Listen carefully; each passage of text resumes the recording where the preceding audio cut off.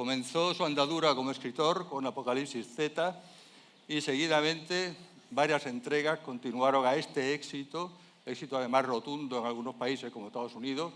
Entregas hablamos como El último pasajero, como 20, como Fulgor, como La puerta o La ladrona de huesos. Recientemente, Manel ha sido galardonado con el premio Fernando Lara de novela 2024 por Cuando la tormenta pase, novela de la que vamos a hablar seguidamente, y como con todas las presentaciones, el objetivo primordial es no hacer spoilers, y sobre todo no hacer spoilers porque realmente es una novela que merece la pena ser leída episodio por episodio, y esto sí lo voy a leer porque es una novela, además de muy amena, como todas las suyas, de un ritmo vertiginoso, con un tempo hipertenso acelerado, que lucha contra el reloj encastrado en una estructura muy planificada y diseñada para enganchar al lector. Benvido, Manel, e grazas pela túa presenza en Badajoz. Muchísimas gracias. Gracias a todos. Buenas tardes. En primer lugar, dejadme empezar agradeciendo que hayáis decidido invertir un rato de vuestro tiempo en venir aquí a escucharme. Yo, la única obligación que tengo es que lo paséis bien y que os vayáis de aquí con mucho más de lo que teníais al entrar. Cuando la tormenta pase es esta novela, efectivamente, con la que gané el premio Fernando Lara de novela. Es uno de los premios más literarios más prestigiosos que hay en España. Ves la lista de ganadores que ha tenido a lo largo de los años y te sientes de repente muy pequeño, ¿no? Es decir, Umbral, Zoe Valdés, Ian Gibson, y de repente el último nombre, hasta la semana que viene, que por cierto que se vuelve a fallar, me queda una semana de reinado, el último nombre que se suma a esa lista es el de uno, y entonces ahí de repente te empiezas a hacer preguntas, te empiezas a plantear cosas y sobre todo empiezas a darte cuenta de que este largo camino que empecé, como tú decías, escribiendo en un blog cuando yo era abogado, imagínense, pues está llevando a alguna parte. Cuando la tormenta pase es la historia de Roberto Lobeira. Roberto Lobeira es periodista y además es escritor. Ha tenido una primera novela que ha tenido un éxito fulgurante e inesperado y claro, se encuentra con esa sensación tan apremiante de que tiene que escribir el siguiente libro y no sabe por dónde empezar. Así que decide hacer una cosa, decide irse, buscando la inspiración, a la isla de Ons. La isla de Ons es un lugar real, es un lugar que existe. Está frente a la costa, está en la costa atlántica, está frente a la ría de Pontevedra, en plenas Rías Baixas. Y es un sitio muy peculiar que yo les recomiendo que visiten en verano si no lo han hecho ya. Porque en verano es un paraíso turístico, es un destino de primer orden. Todos los días miles de visitantes van a esa isla buscando paisajes agrestes, salvajes, atlánticos, unas aguas increíbles, muy frías, eso sí, playas paradisíacas y una gastronomía excelente. Pero en invierno la cosa cambia. Porque verán ustedes, en invierno la isla queda incomunicada con tierra.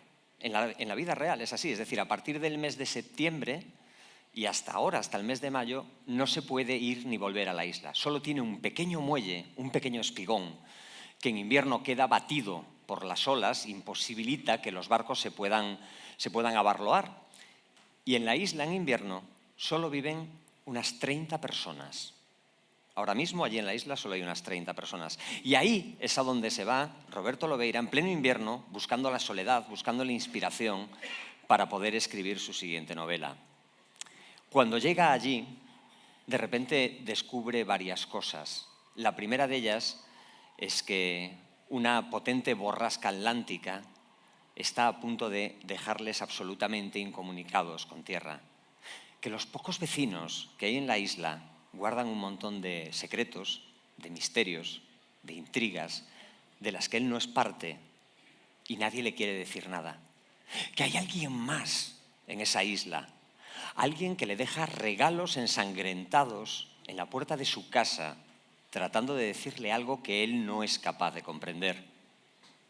Y por si todo esto no fuese suficiente, las olas de la tormenta arrastran hasta una de las playas de la isla un fardo, en Galicia. Cuando abren ese fardo y descubren qué es lo que hay en su interior, que no es lo que ustedes piensan y no se lo voy a decir, todos los misterios, todos los secretos, todas las intrigas, saltan por los aires. Y a partir de ese momento la preocupación de Roberto Lobeira no será escribir una novela, sino que será sobrevivir hasta que la tormenta pase.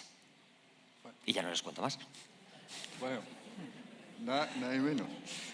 Por un lado, la novela podría asemejar un folleto turístico, porque se vende muy bien, ¿no? Es algo precioso, muy bonito, pero por momentos también se te quitan las ganas de ir porque semeja un psiquiátrico, se convierte en algo...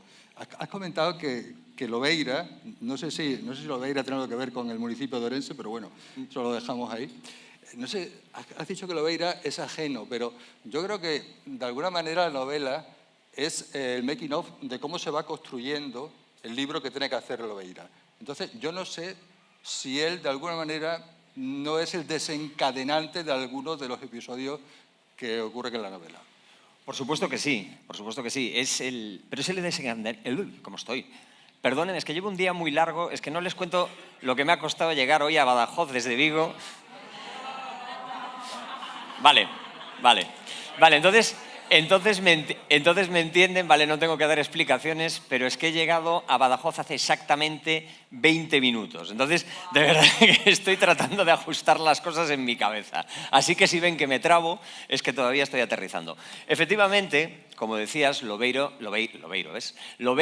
es el desencadenante de un montón de cosas, porque es un tipo que llega a un polvorín a punto de estallar. A mí había algo que desde hacía mucho tiempo me daba vueltas en la cabeza, algo que me fascinaba y que seguro que comparten conmigo, que son los rencores rurales, ¿vale? Que son muy diferentes de los rencores urbanos. Me explico. Si Ángel y yo vivimos en Badajoz y nos llevamos mal, por lo que sea, que no es el caso, lo tenemos muy fácil. Con no cruzarnos, lo tenemos solucionado. Pero en los pueblos pequeños es diferente, porque en los pueblos pequeños todos los días te encuentras con esas personas que son el origen de tu rencor, ¿no? Y ese roce diario lo que hace es reavivar los rescoldos de ese rencor. Y a veces esos odios se heredan de generación en generación. Seguro que saben de lo que les estoy hablando, seguro que han oído hablar de esa expresión que dice pueblo pequeño, infierno grande. Y esto pasa hasta que de repente un día a alguien se le cruza un cable, coge una escopeta, dice, hasta aquí hemos llegado, y de repente nombres que no deberíamos conocer, como Puerto Urraco, Fago, saltan de repente a los medios de comunicación porque algo ha explotado. Siempre me fascinaron esos pequeños rencores rurales que pueden ser tan explosivos. Y siempre me preguntaba qué pasaría si a mí me pillase una de esas cosas en medio. Es decir, imagínense cualquiera de ustedes que les pillan un pequeño pueblo cuando de repente empiezan a volar las balas. ¿Cuál sería su reacción lógica? La primera, salir corriendo de ahí, y la segunda, evidentemente, avisar a las autoridades. Pero ¿y si no puedes salir? Porque estás en una isla incomunicada por una tormenta. ¿Y si no puedes avisar a las autoridades? ¿Y si además tú, el protagonista, Roberto Lobeira, es el responsable involuntario de que todo haya saltado por los aires porque es una cerilla encendida que llega a un bidón lleno de gasolina que solo necesitaba un chispazo para prenderse? Y ese chispazo llega en forma de visitante inesperado en pleno invierno y un fardo. Es muy curioso lo que has dicho de las autoridades, porque es lo único que se ponen de acuerdo los del pueblo cuando están totalmente enfrentados en que no hay que llamar a la Guardia Civil, que ellos ya se apañarán, ¿no? Ya sabemos cómo se van a apañar, a gorrazo. Otra cosa muy interesante, la mayor parte de tu narrativa transcurre en Galicia. Y quería preguntarte si, al igual que hacía Chekhov, tú hablas de la aldea, más que nunca en este caso, para hablar del mundo. Sí, porque es una pregunta que requiere dos respuestas. Primero, sí, efectivamente utilizo mucho Galicia, pero por un motivo evidente. Primero, mi apellido es Loureiro, no engaño a nadie, ¿vale? Es decir, soy gallego. Segundo, Galicia, el norte en general, el norte de España, es el escenario perfecto para contar este tipo de historias. Hay un montón de autoras y de autores que sin ningún disimulo lo hacemos.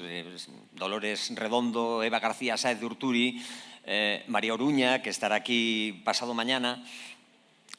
¿Por qué? Porque es que es el escenario ideal para una historia de misterio y de intriga. Tenemos el paisaje, estos valles verdes, boscosos, profundos, húmedos.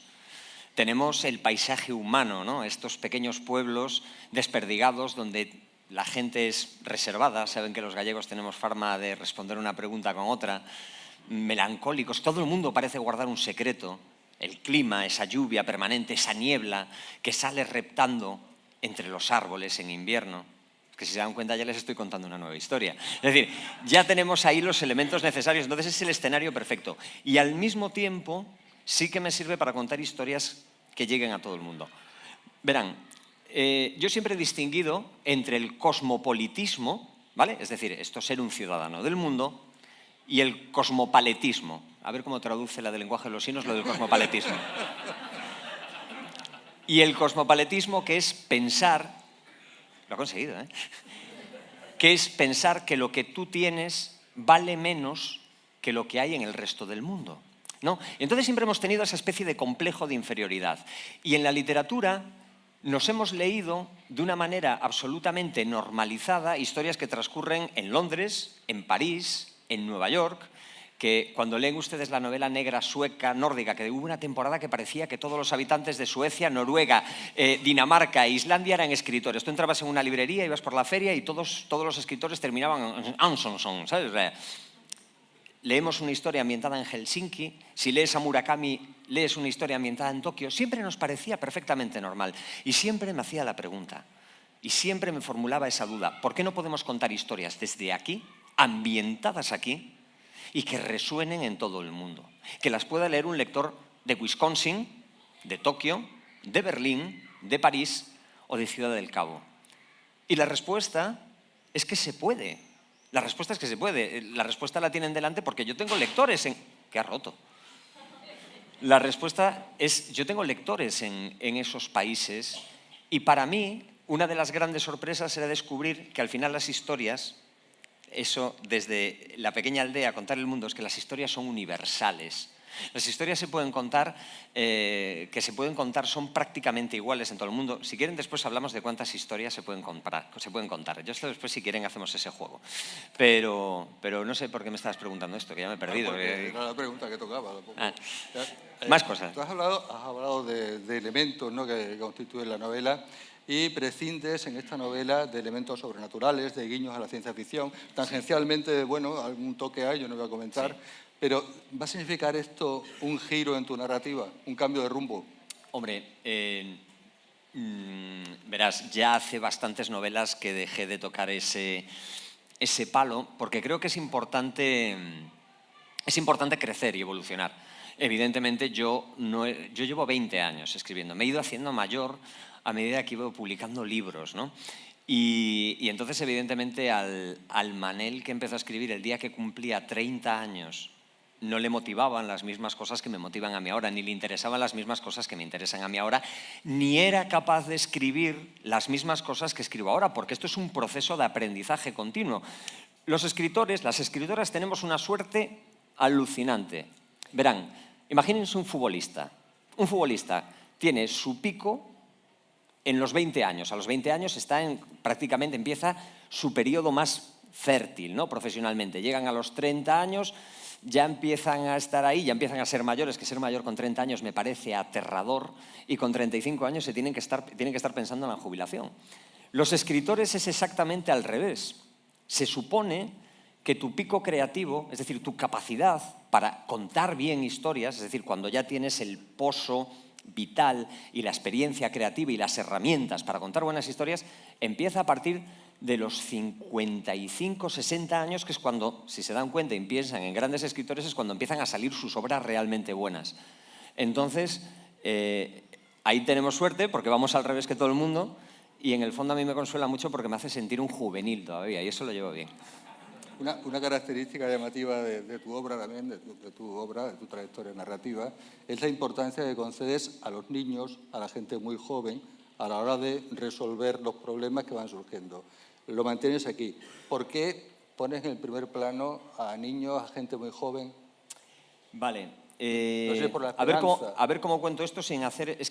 Verán, es que en esta novela, por primera vez en toda mi carrera literaria, cuando llegan a la nota de autor, esa pequeña vanidad que tenemos los autores al final, que es esa carta abierta al lector en plan de, vale, ya te has leído el libro y ahora vamos a hablar tú y yo, deja que te cuente y que te explique una cosa. Lo primero que digo en la nota de autor es, por favor, no hagas spoilers, no le destripes este libro a nadie, porque es muy importante que nadie sepa qué es lo que va a pasar, porque lo divertido de esto es que ustedes cuando estén leyendo, cuando la tormenta pase, tengan esa sensación de inquietud, de no saber qué es lo que va a suceder a continuación, de estar sentados en el borde de la silla diciendo, un capítulo más y ya lo dejo por hoy.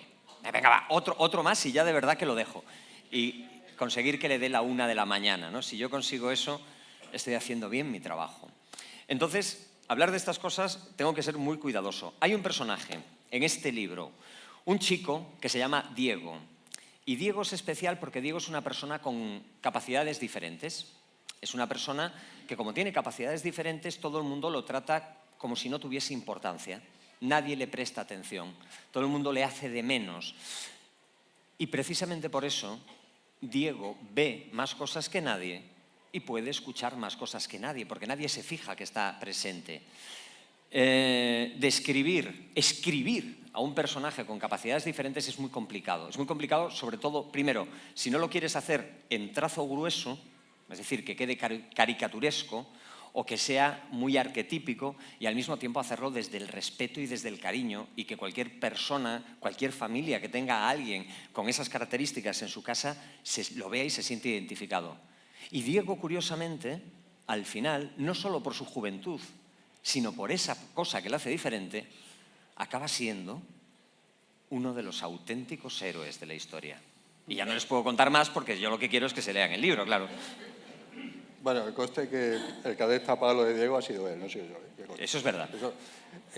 Hablando de Diego, la construcción del personaje, ¿qué te lleva a construir identitariamente a los personajes? ¿Cómo lo haces? Porque no hay personaje que sobre. Todos tienen un papel fundamental para que se desarrolle la trama. A mí como lector hay una cosa que me molesta. A ver si están de acuerdo conmigo. ¿Saben cuando están leyendo un libro y de repente los personajes secundarios son como muy planos, ¿no? Es decir, como en estas obras de teatro infantiles del colegio, que de repente hay un niño que hace de árbol número 3 y roca número 4, ¿no? Es decir, que están porque tiene que haber ruido de fondo, pero no tienen chicha. Y eso en el fondo no deja de dar una sensación impostada o que la historia se queda corta. A mí me gusta que todos los personajes, y de hecho yo antes de ponerme a escribir, cuando ya tengo claro cuáles van a ser los personajes principales y secundarios de la historia, les desarrollo una biografía a cada uno de ellos. ¿Qué es lo que le gusta? ¿Qué es lo que no le gusta? ¿Qué es lo que comen? ¿Qué es lo que no lo comen? ¿Cuál es su grupo de música favorito? Todas esas cosas, la mayoría de las cuales evidentemente no uso para nada y no aparecen en la novela, pero que en el fondo a mí me ayudan a entenderlos y a que tengan matices, a que tengan color. La clave está en que cada uno de los secundarios de un libro tendría que poder ser, mejor dicho, el protagonista de su propia historia. Ahí está el punto de equilibrio, creo. Bueno, gallego, ¿saben? Creo, bueno, sí, no. ¿Cuántas acepciones de la palabra tormenta manejas en este título? Cuando la tormenta, ¿qué tormenta? Porque la tormenta es muy determinada. Hombre, la primera acepción, evidentemente, es la tormenta meteorológica, ¿no? Les voy a descubrir algo que seguro que no saben. En Galicia llueve mucho, ¿vale? Y claro, y viviendo en la costa atlántica, en invierno todos los trenes de borrascas, ahora le llaman ciclogénesis explosiva, se te llena la boca, ¿no? Son las borrascas de toda la vida. Pues esas borrascas sí que es verdad que en la costa tienen un impacto totalmente diferente al que pueden tener tierra adentro, porque en el mar tienen una diferencia fundamental, que es la diferencia entre la vida y la muerte. En primer lugar, evidentemente, esa tormenta meteorológica. Es la tormenta que, cuando Roberto Lobeira llega a la isla de Ons, de repente le deja aislado. No puede volver a tierra firme. Pero es que al mismo tiempo hay otra tormenta, que es la tormenta de acontecimientos que se va a desatar en esa isla coincidiendo con la tormenta meteorológica. Y ahora, pequeño apunte de metaliteratura, lo que hice fue coincidir el ciclo de la tormenta meteorológica con el ciclo de la tormenta de acontecimientos. Es decir, las cosas empiezan a poner feas para Roberto cuando llega la tormenta. A medida que la tormenta va aumentando de intensidad, se le van complicando cada vez más y no se resuelven hasta que la tormenta pasa. Qué bonito me ha quedado. Genial. Bueno, ahora, si te parece, yo te voy a pasar lista a una serie de individuos y tú los vas a valorar. También puedes decir no presentados, porque a lo mejor yo he visto cosas que no están. O los valoras de 0 a 10 y si quieres puedes matizar el porqué del 0 a 10. ¿Quieres que puntúe? Venga, vamos. Vamos a intentarlo. Es por orden alfabético la lista, lógicamente. Albert Camus. ¿Quién? Albert Camus. Albert Camus. Pero esto es una encerrona, no me puedes hacer esto. Sí. Albert Camus, vale. Le voy a dar un 7. Un 7 está Y le voy a dar un 7 porque me parece maravilloso, pero tiene un defecto fundamental que es francés.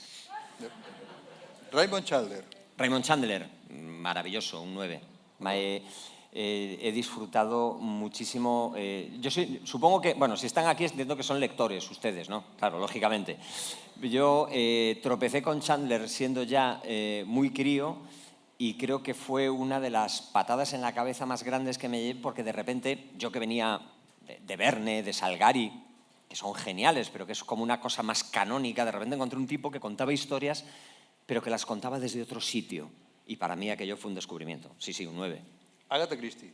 Agatha Christie. ¿Qué nota le ponemos a Agatha Christie?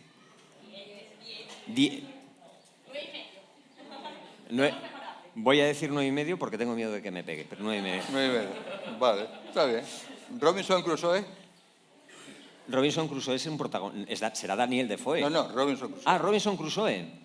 Robinson Crusoe, fíjate, precisamente ahora, en este pequeño viaje que tuve que hacer hasta Badajoz, he tenido tiempo de leer, ¿no? Y venía leyendo un libro que se llama Los náufragos del Vágar, que es una historia maravillosa, precisamente sobre un barco inglés que naufraga, que queda una historia real que pasó, ¿no?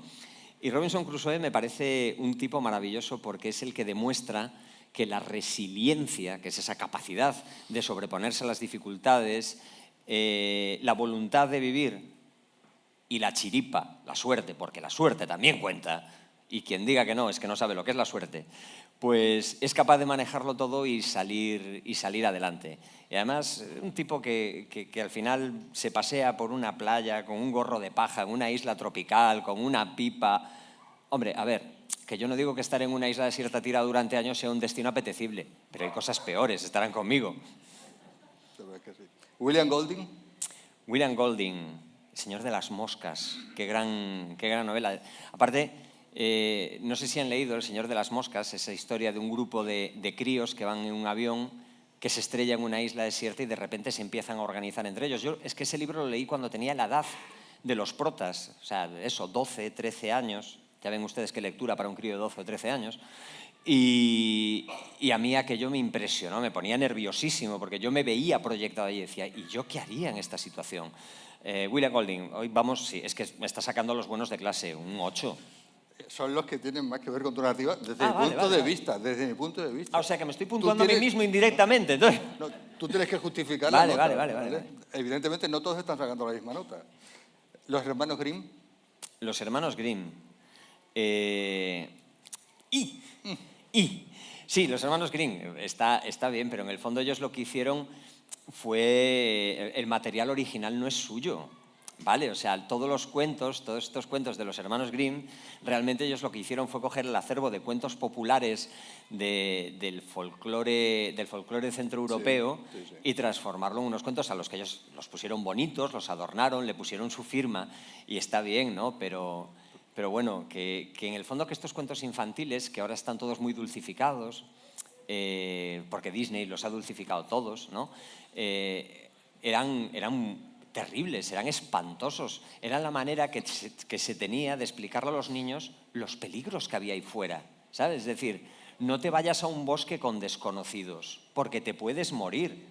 O sea, es una manera de explicar dónde están los peligros. Claro, hoy en día ven ustedes los cuentos infantiles y es como una cosa como muy happy, ¿no? Pero, por ejemplo, La Bella Durmiente, ¿no? La Bella Durmiente, que llega el príncipe, le da un beso y la despierta. En la versión original de La Bella Durmiente llegaba el príncipe y la violaba. ¿Sabes? Caperucita Roja termina el cuento original como si fuese una película de Tarantino. O sea, hay sangre como para salpicar por fuera de las hojas. rajan a diestro y siniestro. Es interesante cómo han ido evolucionando estas historias y cómo han ido cambiando a medida que hemos ido cambiando nosotros. Así que a los hermanos Grimm, por ser un poco aprovechados, solo le vamos a dar un 7. Stephen King. Stephen King. Maravilla, hombre. Stephen King. Stephen King es un tipo que transita ese delgado sendero que separa el genio de la locura, ¿no? No sabes muy bien dónde está en cada sitio y es un personaje maravilloso. Mira, te voy a contar una anécdota. Yo no soy mitómano, ¿vale? Es decir, yo no tengo interés en conocer personajes o hacerme fotos con ellos, pero con Stephen King sí que en el fondo siempre he sentido ese puntito, ¿no? Y resulta que allá por el año, no te quiero mentir, creo que fue en el año 2010 o 2011, se publicó por primera vez un libro en Estados Unidos y coincidió la publicación del libro justo cuando salía una novela de Stephen King.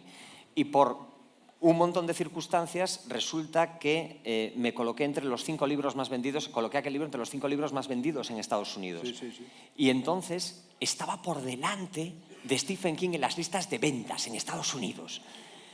Y yo no sé por qué me imaginaba, claro, yo veía todo aquello desde Pontevedra, ¿sabes? Y yo me imaginaba a Stephen King en su casa de Maine levantándose por la mañana y me lo imaginaba con un batín rojo, no sé por qué, cogiendo el New York Times, viendo la lista de ventas y preguntándose quién coño era aquel loureiro y cómo se pronunciaba. Stephen King, un 10. Un 10 sin duda. Un 10 sin duda, un genio. Sergio Leone. Sergio Leone, el bueno, el feo y el malo, qué maravilla. ¿Has visto el bueno, el feo y el malo, no? Sergio Leone que coge el western, que era este género tan americano, y le da este toque de spaghetti western que es así como un puntito más macarra, más donde los personajes ya no son... En los westerns originales, los de John Wayne, ¿saben? Bueno, John Wayne y todo lo que venía antes, ¿no? Pero el duque siempre era la limpieza, el tipo serio, ¿cómo era? Feo, fuerte y formal, ¿no? Los buenos son muy buenos, los malos son muy malos. Con Sergio Leone pasa una cosa totalmente distinta. Todos los personajes empiezan a ser y empiezan a estar llenos de matices. De repente ya no hay ningún bueno, ni ningún malo, malo. Es decir, todo el mundo tiene una justificación para lo que hace. Así que a Sergio Leone, que además es italiano y me cae muy bien, le vamos a dar un 9. Colin McCullough. Colin McCullough es mi escritora favorita, o una de mis escritoras favoritas. A ver, a lo mejor la conocen, ¿saben de qué les estoy hablando? Colin McCullough. Claro, es que tiene un nombre la señora que vaya por Dios. Si les digo El pájaro espino, ¿les suena un poquito más?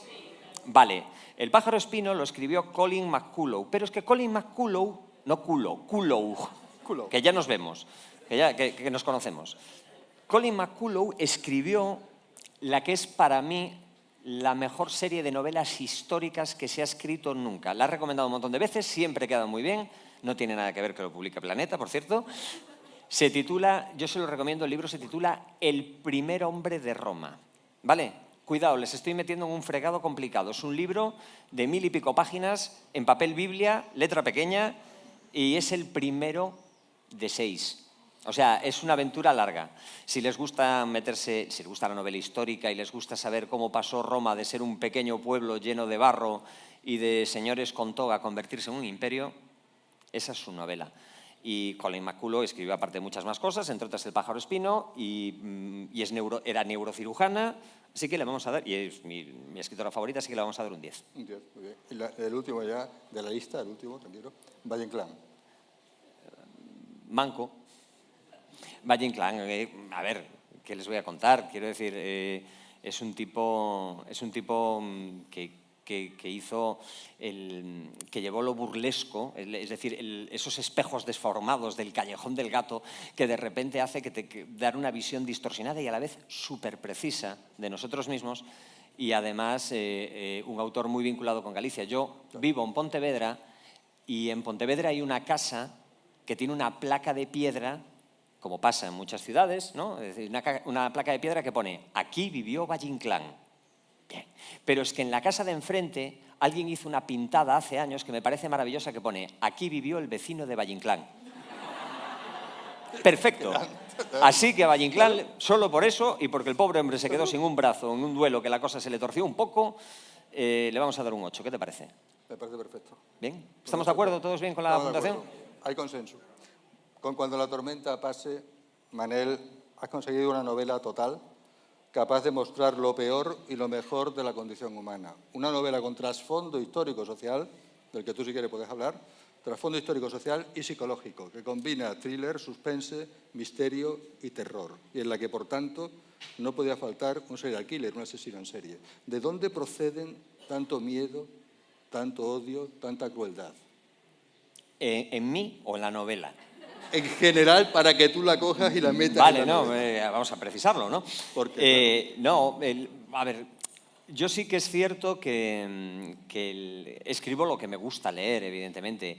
Y hay una expresión muy americana, ¿no?, que dice que nos gustan las historias, como dicen en Estados Unidos, bigger than life, más grandes que la vida, ¿no?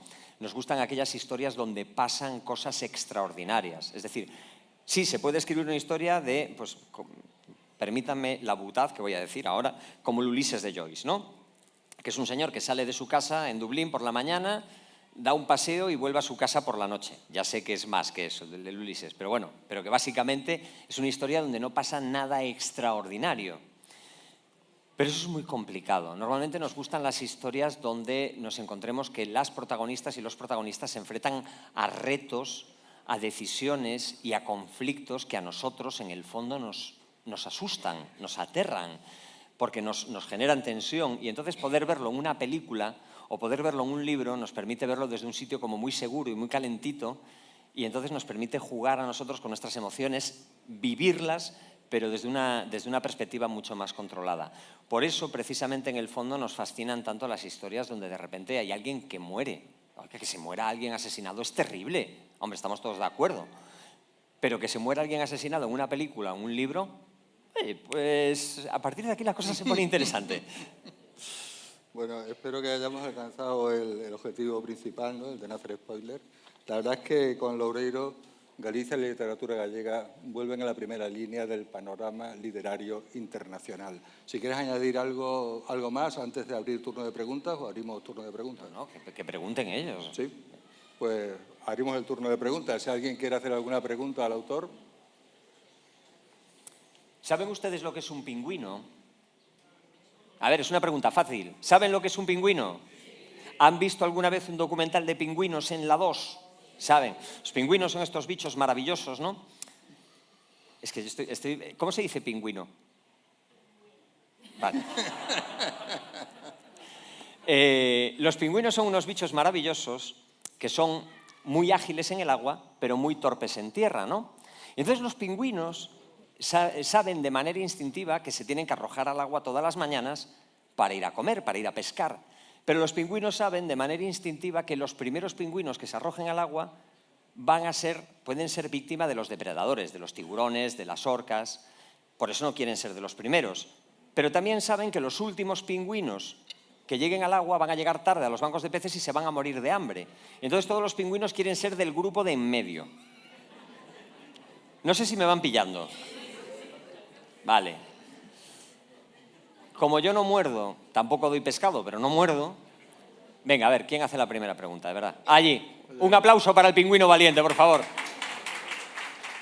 Es que así le damos tiempo a que le lleve el micrófono. Es que está muy lejos y si no, no te oigo.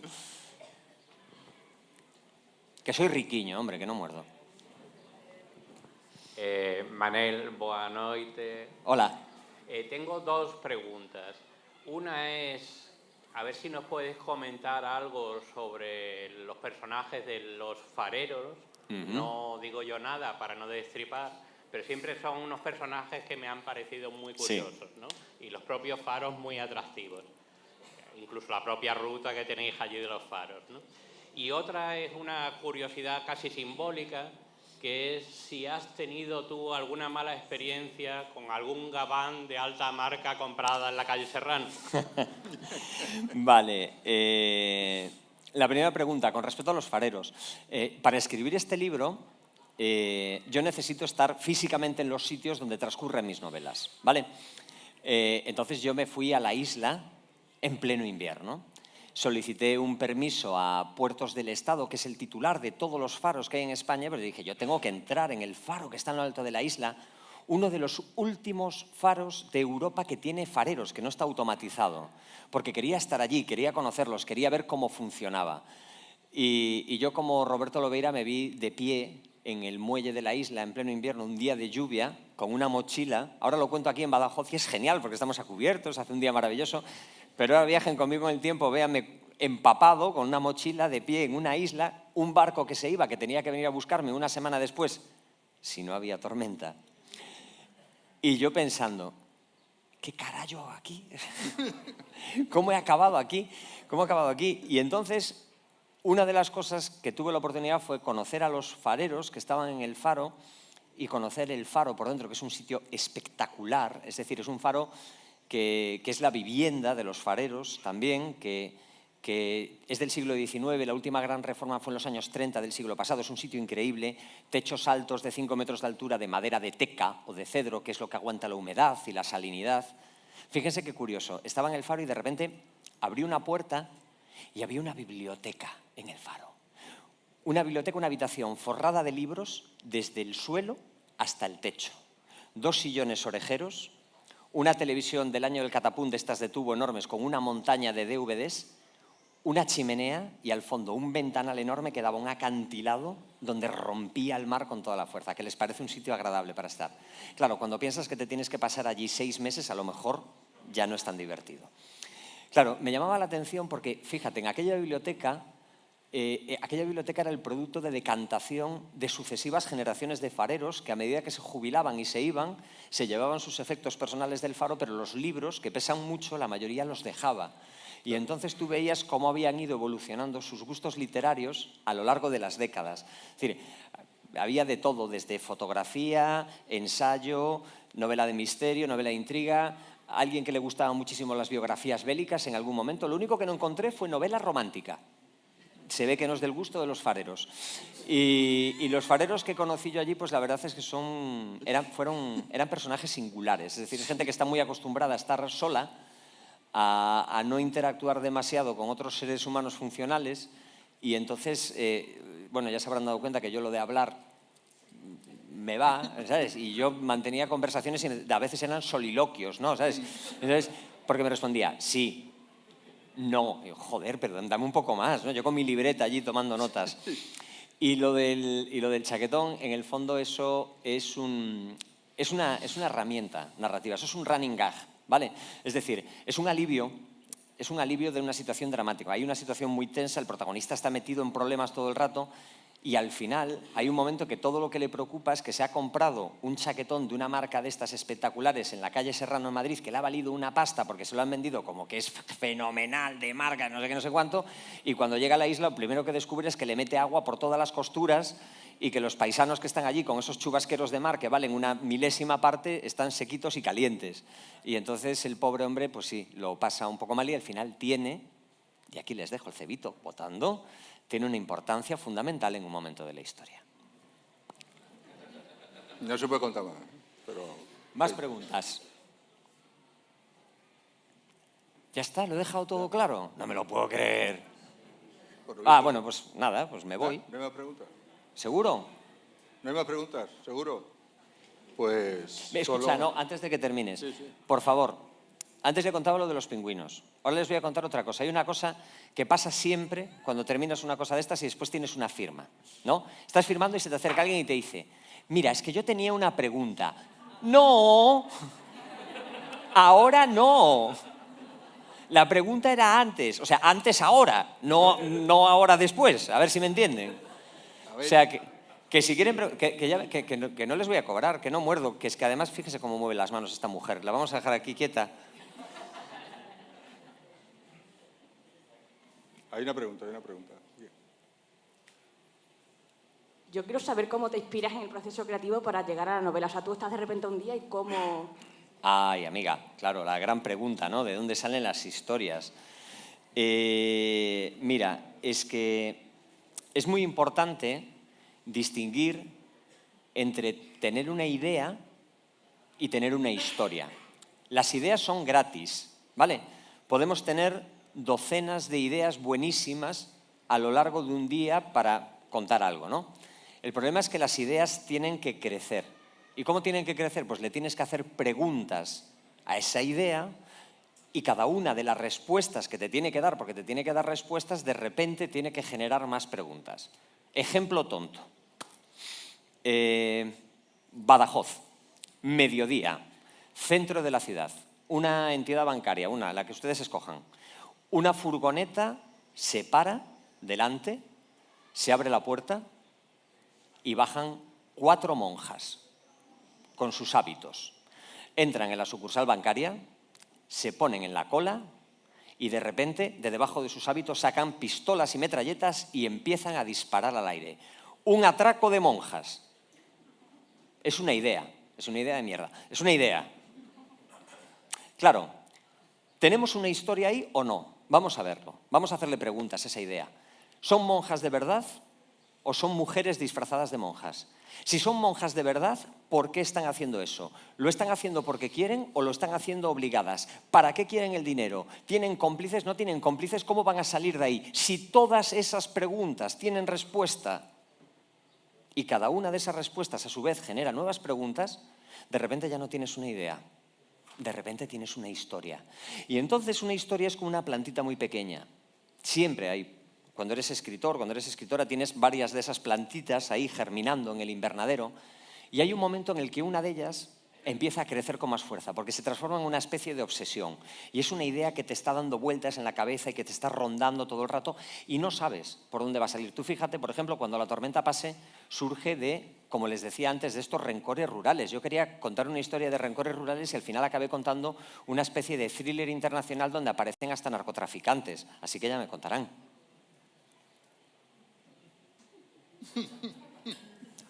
Categórico. ¿Alguna pregunta más? Algo más. Mira, ya hay otro. ¿Ves? Ahora ya estamos. Está lanzada. Ya hemos roto. Ya no. Y ahora hay alguien aquí que está diciendo, joder, yo me tengo que ir, qué cabrón. Ya no. Ahora me voy a tener que levantar en medio de todo el mundo.